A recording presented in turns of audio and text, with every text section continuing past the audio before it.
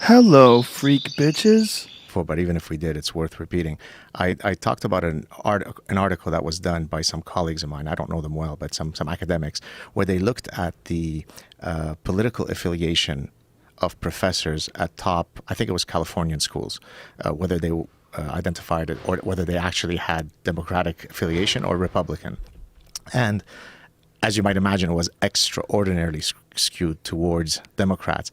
But then depending on the field of study, so for example, in sociology and in the humanities and in women's studies, women with a Y, by the way, please don't write women with an E. That would be sexist. Really? You mean Is what, that what I just real? said? The Yeah. women thing? Yeah. Oftentimes in women's studies, they think that to have men as part of the word women is itself a form of aggression. So they've altered the spelling to women. Oh, no, that's not real. See, No. your audience already has the price of admission covered with that story. God, but it's still the word women. Right. So It's anyways, still the same word. Why do you have to change the letters? so in sociology, Do you change the There word you go. trigger because it sounds like the N-word? well, yeah, Seriously. right. You're getting triggered. I'm triggered. I'm Right. triggered. Well, I'm fucking triggered. And if I was black, I'd be super triggered. Well, I don't know if you noticed some of my tweets now. Whenever I tweet anything, I put trigger warning, trigger warning. It's now Yeah. become part of the vernacular to make it satirical. It's too close to the N-word. Way too close. I'm triggered. But anyways, to finish the point about that study, 44-1 the ratio in sociology. So imagine if you are a student doing an undergrad in sociology, right? It's not a very good thing to have almost all of the professors that you will ever come across be of one particular persuasion. Now, some people will write to me and say, but what do you mean? The Democrats have everything right. They have truth on their side, and the Republicans are a bunch of hacks. Now, when it comes to evolution, that's true, right? If on average Republicans are more likely to deny evolution, then that point is well taken. But when it comes to issues, is the death penalty right or wrong? What kind of fiscal policy should you have? What type of foreign policy should you have? This is not a 1+1, scientific equation. So you should be exposed to multiple viewpoints, but of course you shouldn't be, because you should only interact with people who are similar to you. Well, that is a problem with a lot of people that go to college, graduate, get their PhD, get their doctorate, and then start teaching and never enter the real world. Right. They stay in this sort of insulated world of academia, and then they espouse these same ideas. They promote these same ideas. They promote the same way of thinking as if this is the real world, because this is the only world they know. True. So my friend Luther Reigns, he ended up he had a massive stroke, and now he's actually for somehow. So when you have withdrawals from painkillers, it feels like you're going to die. And so when he had this stroke, they said, get his mother here. He's not going to make it through this, and we can't pump him full of enough drugs for him to get through this. He's probably not going to make it. Somehow, miraculously, the part of the brain that is his like 30% of his brain got killed during the stroke. Part of the brain that got killed was the part that was responsible for feeling withdrawals. So somehow he fucking dodged a bullet. We call him the bulletproof bad boy. Oh my Somehow he God. dodged a bullet. He's alive. He has no more hangovers. He's completely sober, and he goes around and talks to kids and churches and things like that. So he's doing great work, now. So he lost 30% of his brain.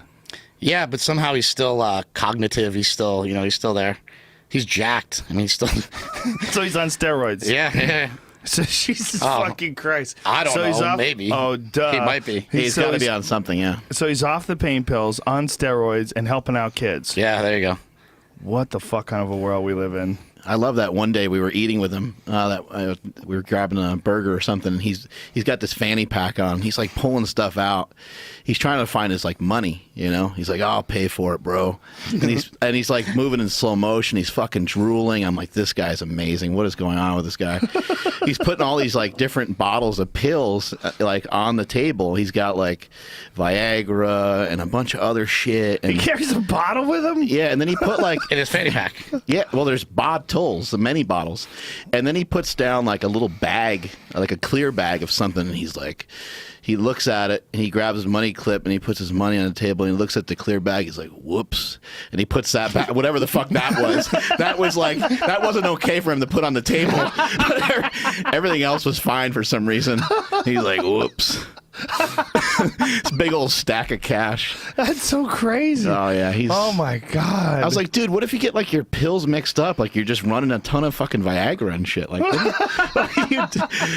But we have to be aware that when people are taking these powerful mind-altering substances, which can have these wonderful things, as you and I have experienced, we got to be aware that there are people who are not as stable as they think they are, people who have deep-seated shit going on, and they don't know what's buried that's going to come flying out, people who don't understand that, if you're going to jump from the first floor, not the fifth floor. So we got to make sure, because the other thing don't is even jump from the first floor. No Jump kidding. from the ground. Jump from the ground, exactly, Yeah.